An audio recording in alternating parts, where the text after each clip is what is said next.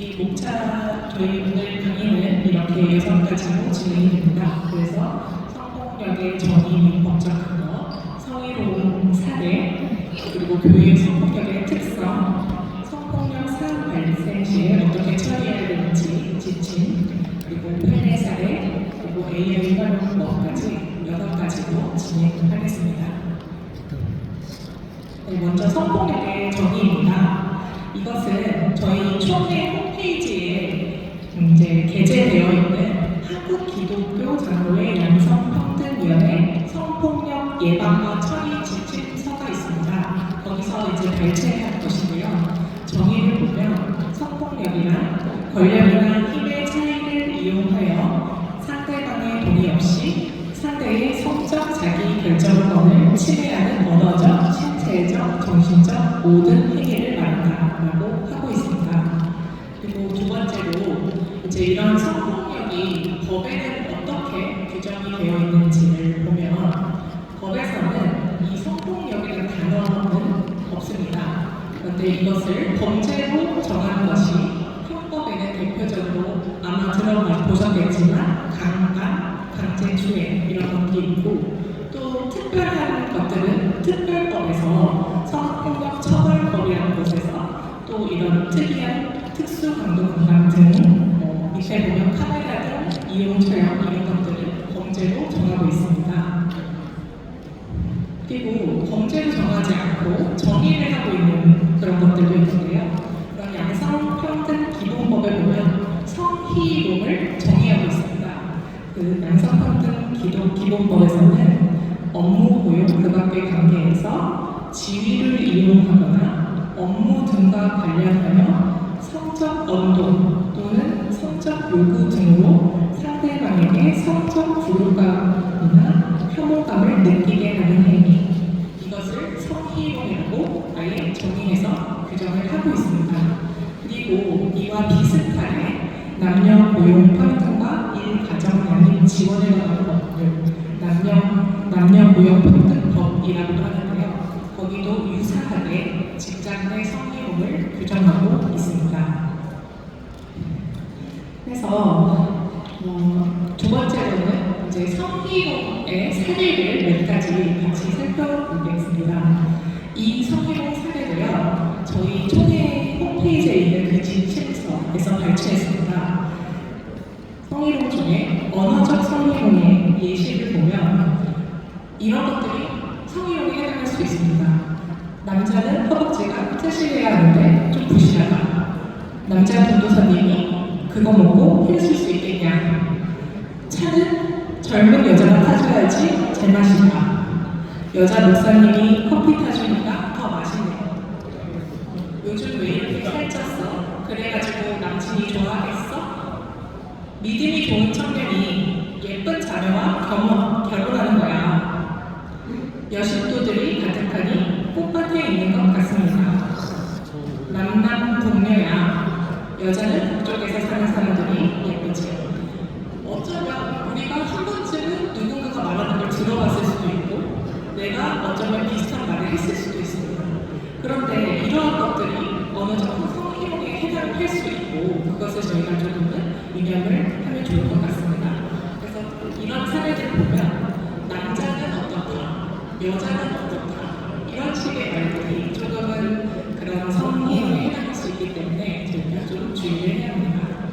육체적 성희롱의 예시를 또 보면 격려한다고 어깨를 두드리면서 어깨에 손을 올린다거나 안마를 해준다면서 어깨를 만진다거나 친해척 포옹하거나 뒤에서 껴안는 행위, 테이블 아래에서 발로 다리를 건드리는 행위, 일하고 있는데 의자를 끌어가서 몸을 밀착하는 행위, 악수를 하며 상대의 손바닥을 자신의 손가락으로 긁는 행위, 이런 것들이 육체적 성희롱의 예시로 제시되고 있습니다.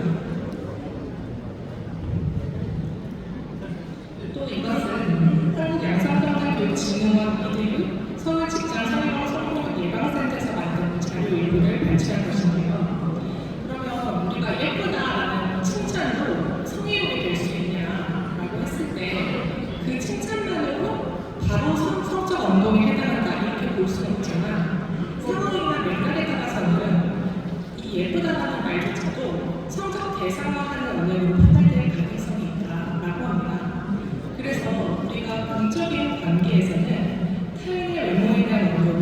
부적절한 발언일 수 있다. 이게 비록 칭찬이라고 할지라도 그렇기 때문에 얼굴과 몸의 생김새에 대해서 그 표현에 그치지 않고 그것을 사람의 존재 가치와 결부짓는 방식으로 행해지면 이것도 성희롱이 될 수 있습니다.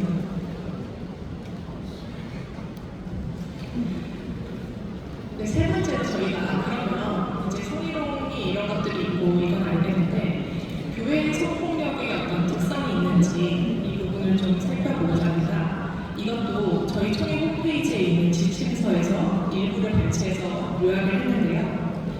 이 교회 성폭력이라는 것은 종교적 특수성이나 자신의 권위를 남용할 가능성이 있습니다.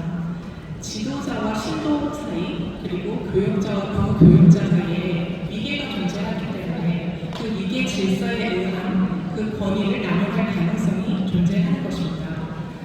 또한 지속적으로 쌓아온 신뢰관계가 형성된 경우에는 이상하게 느껴도 거부하지 못하는 그런 상황이 될 수도 있는 특수성이 있습니다.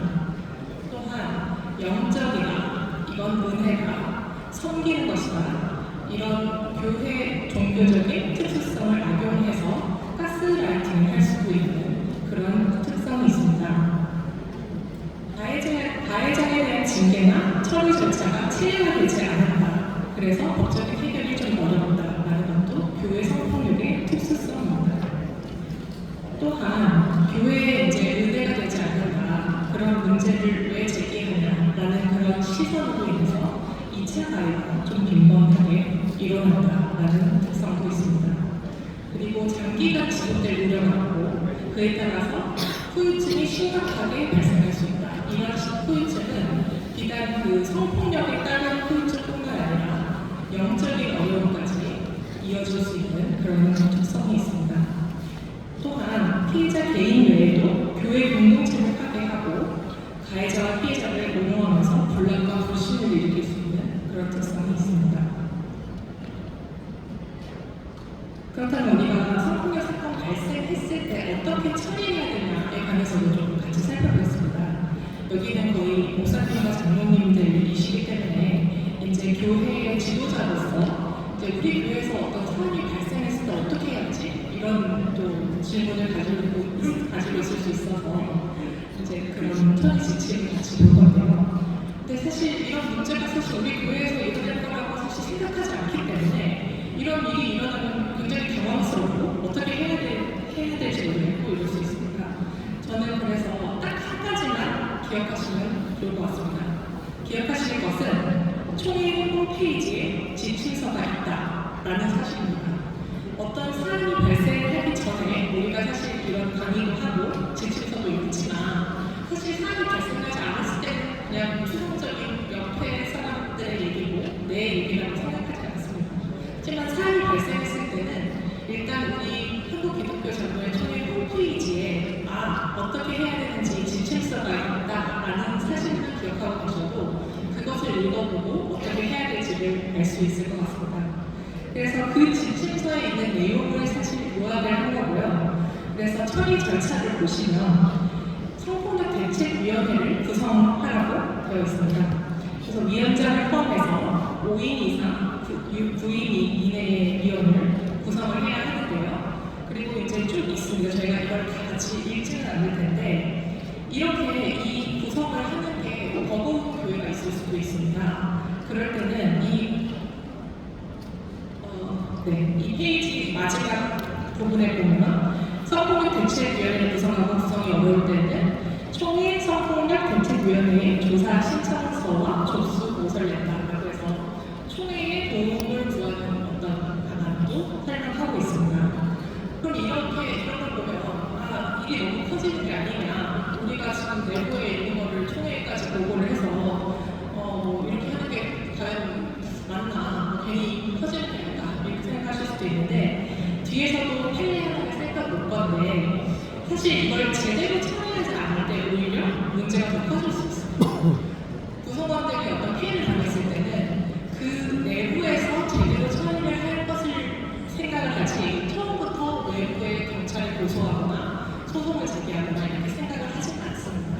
그렇기 때문에 내부에서 이것을 제대로 처리함으로써 오히려 외부에서 이런 일들을 또 고소하고 또 상호 소송을 하고 이런 문제들이 좀 방지될 수 있는 그런 측면들이 있습니다. 그래서 쭉 이어서 처리 절차에 관해서 이제 나와 있는데요. 여기서 이제 세 번째 꼭지를 보시면 이제 상담 내용과 상담 신청자의 개인 신상은 절대 비밀로 유지해야 한다. 그리고 조사 신청서를 작성할 필요가 있다. 이렇게 되어 있는데 이 비밀 유지는 굉장히 중요한 합니다. 그래서 제가 뭐 예시적으로 생각해 보면은 어쩌면 이 조사를 할 때 만약에 요령이 된다면 교회 밖의 장소에서 면담을 하는 것도 방법입니다. 교회 내부에서 뭐 조용한 방에서 얘기하고 있어서 저 무슨 일이냐 지나가면서 보면서 이런 식으로 소문이 날 수도 있고요. 또한 비밀 유지 서약서는 서명을 하고 피해자든 가해자든 모두에게 요구하는 것은 좋은 방법이 됩니다. 그것이 어떤 의논의 형식으로라도 다른 사람한테 일설하지 않고 일단은 이 조사가 시작이 되면 누구에게도 말하지 않도록 하는 비밀 유지 서약서를 작성해서 제출받도록 하는 것이 필요합니다. 조사를 해서 또 심의가 이루어지는데요. 이제 피해자의 피해 및 요구사항을 파악을 해서 증인의 진술이나 증거를 확보할 수 있도록 노력을 해야 합니다. 이때 이제 피해자가 뭐 변호사나 뭐 대리인들을 동원을 하고 싶다고 하면 이것을 허용해주고 또 그렇게 해서 어떤 실체적인 사실관계가 무엇인지를 파악하려는 노력이 필요합니다. 제가 추천드리고 싶은 것은 이런 조사하는 과정, 특히 면담 과정에 양해하에 상담 전 과정을 녹음하는 것입니다. 그래서 이 녹음을 함으로써 조사자도 물론이고 내담자도 모두 신중하게 발언을 하게 됩니다. 그리고 나중에 조사자에게 어떤 탓을 한다거나 이런 것들을 미연에 방지할 수 있고요. 그래서 조사의 전 과정은 녹음을 해서 진행을 하는 것을 추천드립니다. 그래서 다른 것들은 한번 읽어보시면 좋을 것 같고 이 모든 내용은 지침서에 있습니다.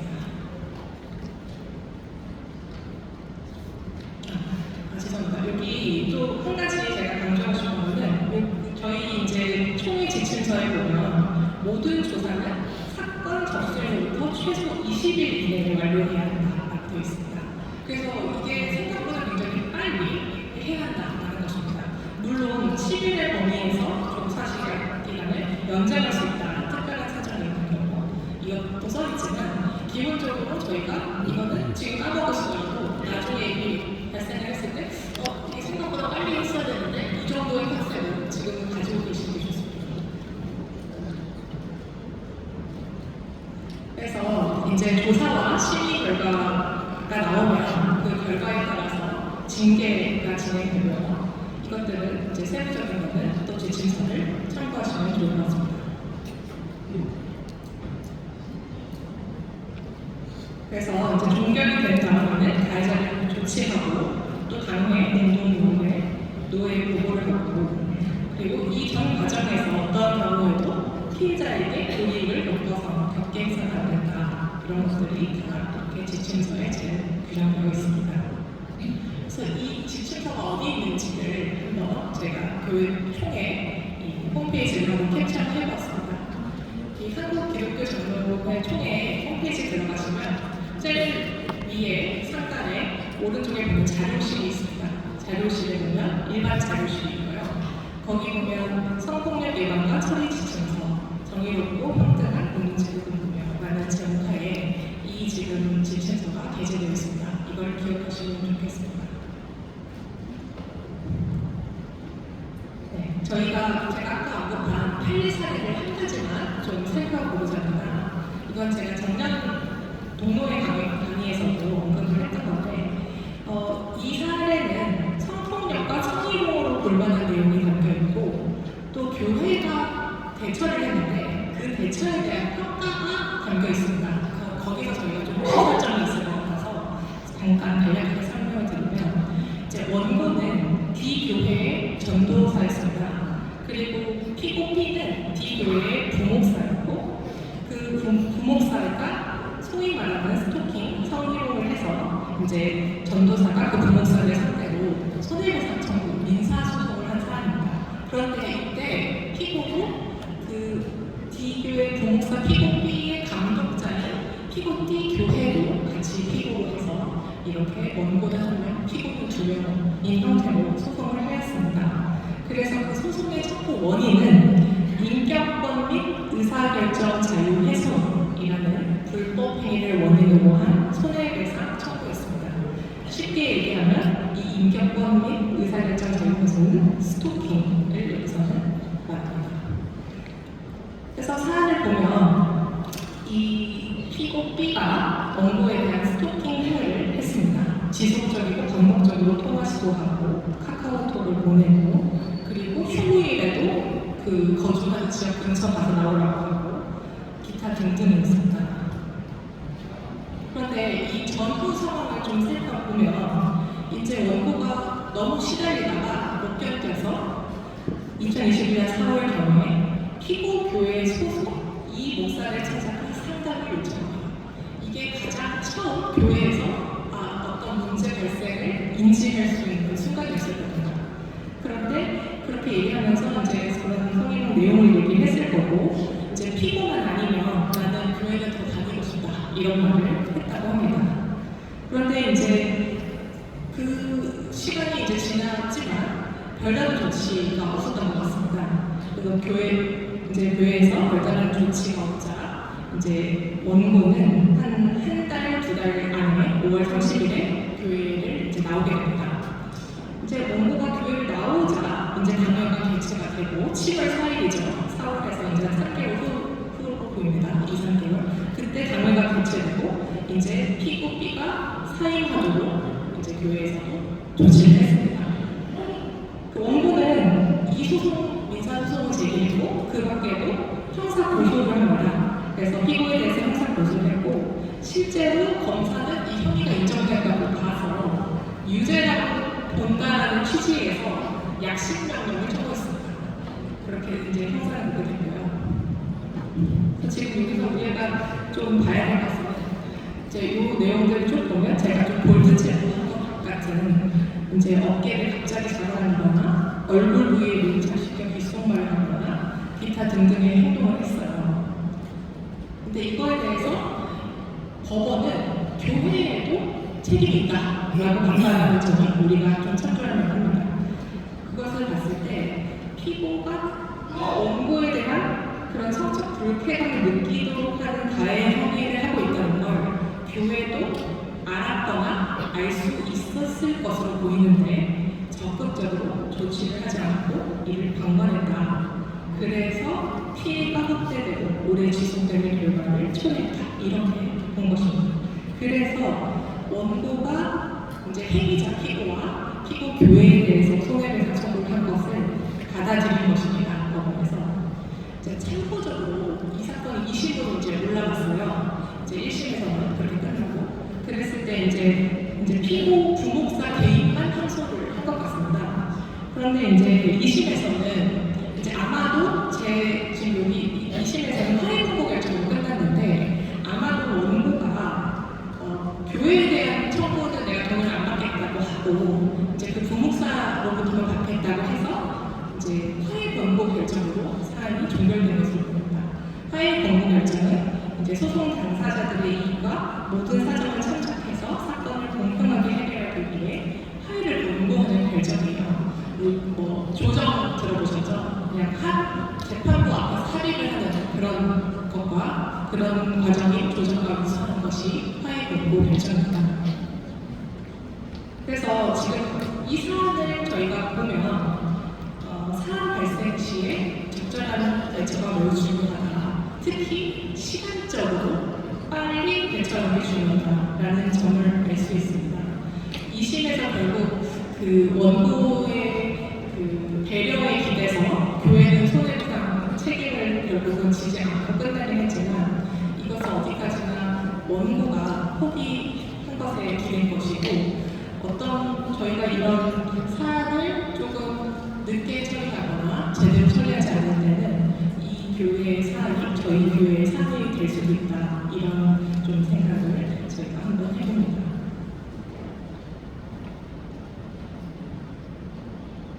그래서 그 마지막은 그냥 참고적으로 저희가 좀 AI를 많이 활용하는 지금 추세에 맞춰서 이 성폭력 예방과 관련해서도 AI를 어떻게 활용할 수 있을까를 간략하게 소개하려고 넣어봤습니다. 우선은 제가 아까 만약에 성폭력 사안을 조사해야 하는 그런 상황이 있으면 녹음을 할 것을 이제 권고하였는데요. 이 녹음을 할 때 같이 활용할 수 있는 것이 1번이 클로바 노트입니다. 이거는 네이버에서 제공하는 서비스고 전부 무료입니다. 이거는 안드로이드 폰은 구글 플레이 스토어에 클로바 노트 하면 앱 바로 다운받을 수 있고 앱스토어에도 있습니다.